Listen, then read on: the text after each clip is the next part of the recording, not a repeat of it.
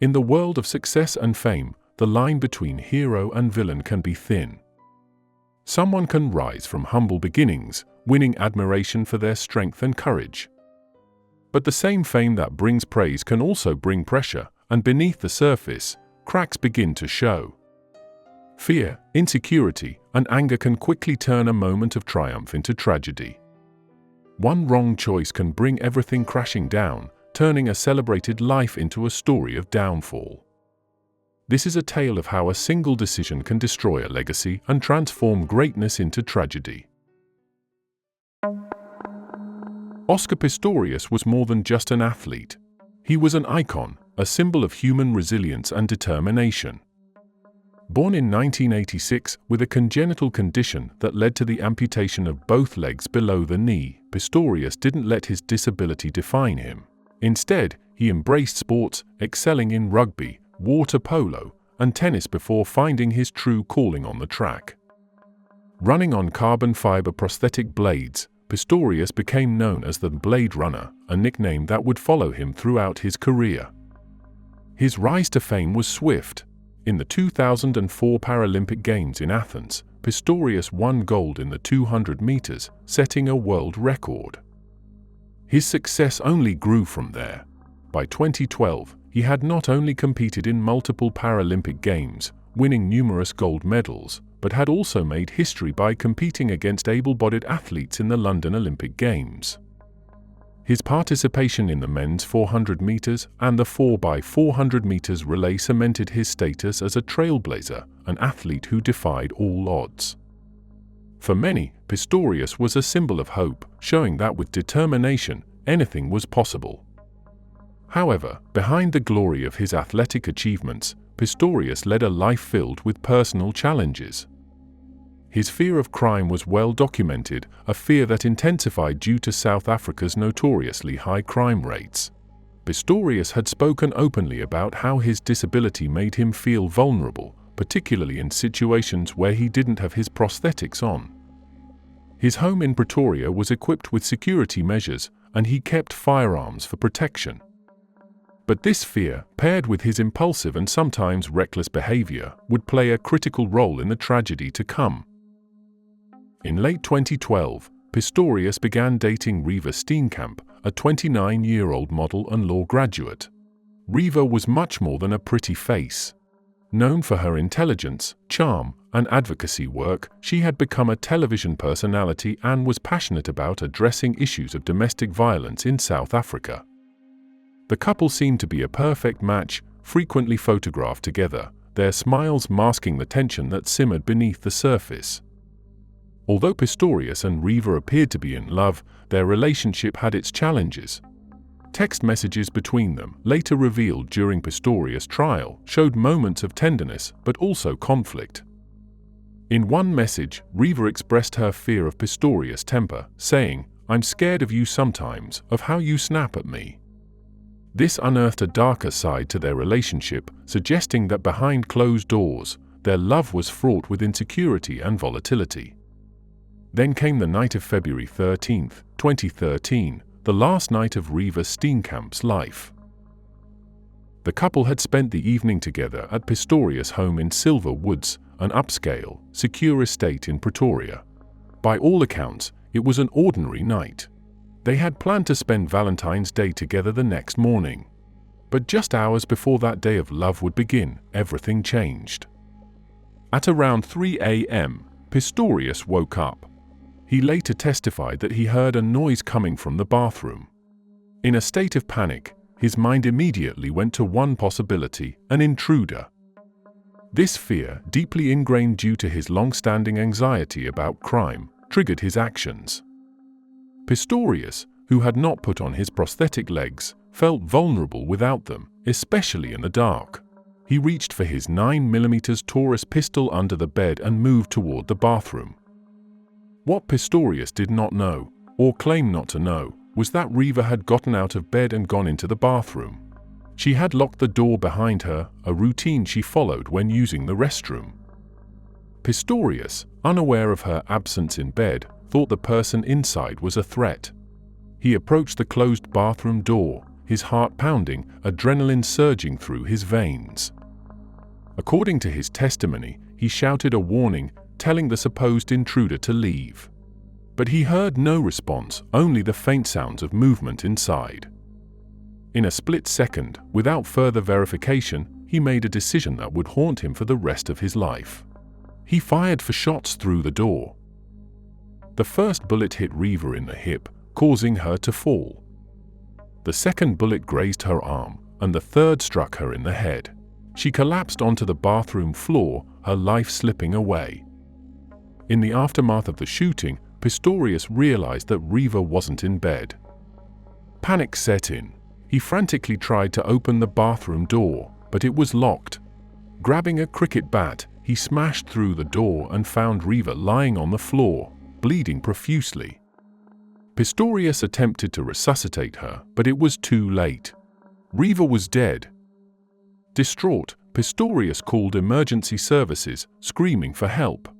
His sobbing voice can be heard on the call, desperately trying to explain what had happened. When paramedics arrived, there was nothing they could do. Reeva Steenkamp, the woman he loved, was gone. The world woke up on Valentine's Day to the shocking news that Oscar Pistorius had killed his girlfriend. The man once hailed as a hero and an inspiration was now at the center of a murder investigation. Pistorius claimed it was a tragic mistake, an accident caused by fear. But as police began to piece together the events of that night, doubts arose about his version of the story. The bathroom door, riddled with bullet holes, became a focal point in the investigation. Why had Pistorius fired without knowing who was behind the door? Why hadn't he checked if Reeva was still in bed before assuming an intruder had entered his home? The prosecution, led by Jerry Nell, would soon argue that this wasn't a case of mistaken identity but rather an intentional act of violence fueled by a domestic argument. As the police arrested Pistorius and charged him with murder, the question that would dominate the trial emerged. Was Reeva's death truly a tragic accident, or was there something far more sinister at play? As the trial of Oscar Pistorius began in March 2014, the world watched with bated breath. What had really happened on the night Reeva Steenkamp died? Was it the result of a terrible mistake, as Pistorius claimed, or was it the culmination of a heated argument that led to murder? The prosecution, led by Jerry Nell, wasted no time in laying out their case. Nell argued that Pistorius had intentionally killed Reeva in a fit of rage. According to their version of events, the couple had been arguing that night. Reeva had locked herself in the bathroom to escape Pistorius, and in a moment of anger, he fired through the door, knowing she was behind it. Nell pointed to neighbors who had testified that they heard a woman's screams before the gunshots, which suggested Reeva had been conscious and terrified in the moments leading up to her death. The prosecution built their case around Pistorius' history with firearms and his temper.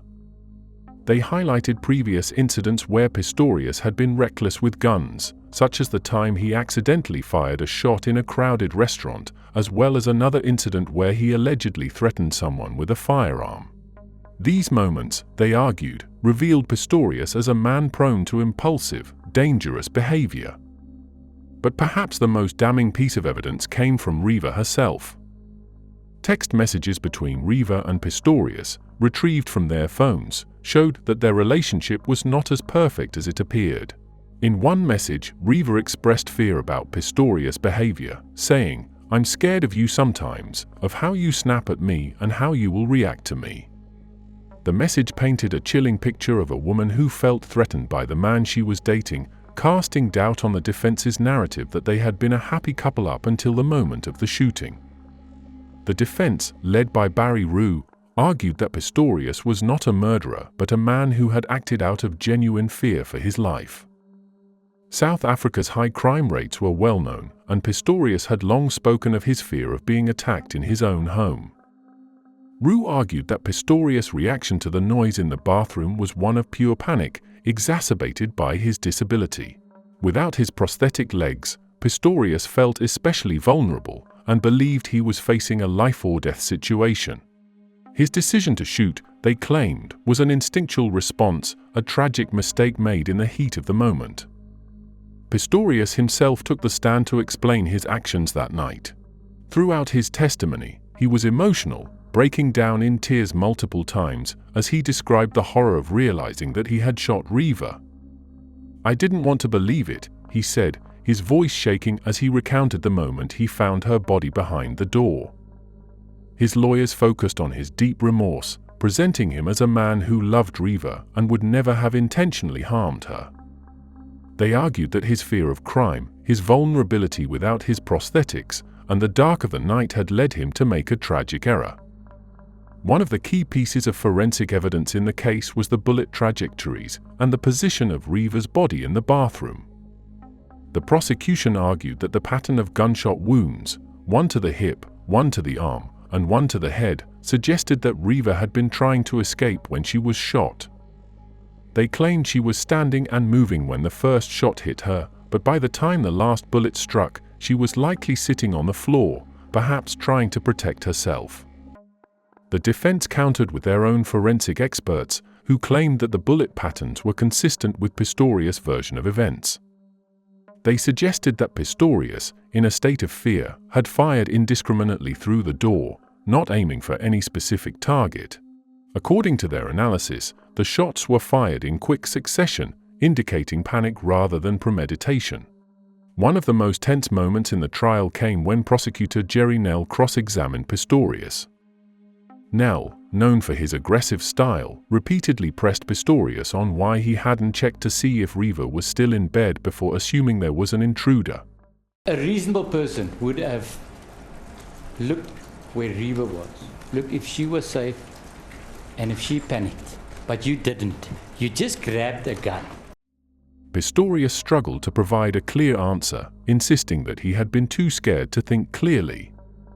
Nell's relentless questioning left Pistorius visibly shaken, but his inability to explain why he hadn't verified Reeva's location before firing was a key weakness in his defense. The prosecution also focused on the cricket bat Pistorius used to break down the bathroom door, after realizing he had shot Reeva. Nell suggested that the force with which Pistorius struck the door indicated a level of aggression that was inconsistent with someone acting in a state of panic. The defense countered by arguing that Pistorius had been desperate to reach Reeva and had used the bat out of sheer terror and urgency. As the trial dragged on, public opinion remained divided. Many people still saw Pistorius as a hero who had made a tragic mistake, a man whose disability made him uniquely vulnerable in a country where crime was a constant threat. Others, however, were convinced by the prosecution's argument that Pistorius had acted out of rage, shooting Reeva in a moment of uncontrolled anger. The trial became a battleground for these two competing narratives. Outside the courtroom, Reeva Steenkamp's family maintained a dignified presence. Her mother, June Steenkamp, sat silently through each day of the trial, her grief evident in her eyes. For her, the trial wasn't just about Oscar Pistorius, it was about justice for Reeva, a vibrant, intelligent young woman whose life had been cut short in such a brutal way. Reeva's advocacy for women's rights and her work against domestic violence added a tragic irony to her death. She had been fighting for women's safety, only to lose her own life at the hands of a man she loved. The tension in the courtroom grew as the trial reached its conclusion. Pistorius' emotional testimony and visible remorse had drawn sympathy, but the facts of the case were hard to ignore. A woman was dead, shot 4 times through a closed door, and the man who pulled the trigger was the one who had to be held accountable. As the trial neared its end, the question of Oscar Pistorius' guilt remained central. Was this a tragic accident fueled by fear, or was it an intentional act of violence driven by anger? In September 2014, Judge Thokozile Masipa delivered her verdict. After months of testimony, Masipa ruled that Pistorius had acted negligently but without intent to kill. She found him guilty of culpable homicide, the South African equivalent of manslaughter, rejecting the charge of premeditated murder. The court believed that Pistorius' fear of crime and his sense of vulnerability led to a rash, reckless decision. However, the judge also stated that Pistorius' actions were unreasonable and that he had acted with extreme negligence by firing 4 shots through the door without confirming who was behind it. The culpable homicide conviction carried a lighter sentence than murder. In October 2014, Pistorius was sentenced to 5 years in prison, with the possibility of parole after just 10 months. The leniency of the sentence drew immediate criticism, particularly from those who believed Reeva Steenkamp's death warranted a more severe punishment. For Reeva's family, the verdict brought some closure but not peace. June Steenkamp expressed her disappointment with the judgment, believing that Pistorius should have been convicted of murder. To her, the idea that Reeva's life had been taken because of a mistake was hard to accept. The pain of losing her daughter was compounded by the belief that justice had not been fully served. Public reaction to the verdict was mixed. Some felt that Pistorius' disability and his genuine fear of crime were valid reasons for his actions. Others, however, felt that his recklessness with firearms and the pattern of events leading up to the shooting showed a man who acted without regard for the consequences. The case highlighted South Africa's struggles with both crime and domestic violence, sparking widespread debate about whether the justice system had been too lenient with a public figure. However, the legal battle didn't end there. The prosecution appealed the culpable homicide conviction, arguing that Pistorius should have been convicted of murder. In December 2015, the Supreme Court of Appeal overturned the original verdict, upgrading Pistorius' conviction to murder. The court ruled that Pistorius had acted with dolus eventualis, meaning that he must have known his actions were likely to result in death, regardless of who was behind the door. This key legal principle argued that Pistorius should have foreseen the possibility of fatal harm when he fired 4 bullets through the bathroom door. With this new conviction, Pistorius faced a harsher sentence. In July 2016, he was sentenced to 6 years in prison for murder, a decision that again sparked controversy. Many believed that the 6-year sentence was still too lenient given the severity of the crime. The Steenkamp family expressed their continued pain, while the public remained divided on whether Pistorius had been punished appropriately. The final chapter in the legal saga came in November 2017, when the Supreme Court of Appeal extended Pistorius' sentence to 13 years and 5 months. This longer sentence was widely viewed as a more appropriate punishment for the crime. The court emphasized that Pistorius' actions were not merely negligent, but reckless to the point of taking a life, and the punishment had to reflect the gravity of that decision. As Pistorius remained in prison, his legacy as the Blade Runner was forever tarnished. Once a symbol of hope, he became more associated with Reeva Steenkamp's tragic death than his athletic achievements. His fall from grace was swift, and he became a cautionary tale about the dangers of fear and impulsive actions.